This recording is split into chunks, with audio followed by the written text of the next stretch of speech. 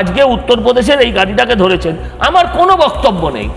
যদি আইন অনুযায়ী অন্যায় হয় তাকে আপনি ধরেছেন, কিন্তু গাড়িটার গায়ে যদি শুধু লেখা থাকতো হজ যাত্রী, যেখানে খুশি যাক, যেখানে ইচ্ছে যাক, কালীঘাটে ঢুকে যাক, রাইটার্স বিল্ডিং এ ঢুকে যাক, নবান্নে ঢুকে যাক, সরকারের বাবার ক্ষমতা ছিল না এদের আটকা। আগামী 21শে জুলাইয়ের যত বাস আসবে রিপাবলিক বাংলার, যদি সব সাংবাদিক যদি মোবাইল নিয়ে পেছনে পড়ে, তাহলে একটা বাসেরও পারমিট, একটা বাসেরও কাগজ কিছু দেখাতে পারবে না। পারমিট মানে কি? বাসের একটা নির্দিষ্ট রুট থাকে, বাস যে কোনো স্টেটে যে কোনো জায়গায় ঘুরতে পারে না, ইন্টারস্টেট হলেও। সেই রকম ভাবে আপনি দেখবেন কালকে বাঁকুড়ার বাস কলকাতায় আসবে, আসতে পারে না, কিন্তু কাল 21 তারিখে আসবে। তখন সরকার কোথায় থাকবে? তখন আইন কোথায় থাকবে? আইন যদি শুধু উত্তরপ্রদেশের হিন্দু ধর্মাবলম্বী মানুষগুলো যারা মাতালির দর্শনে এসেছিল তাদের জন্য হয়, তাহলে সে আইন আমরা মানি না। আইন হওয়া উচিত সকলের জন্য, আমার কোনো আপত্তি নেই।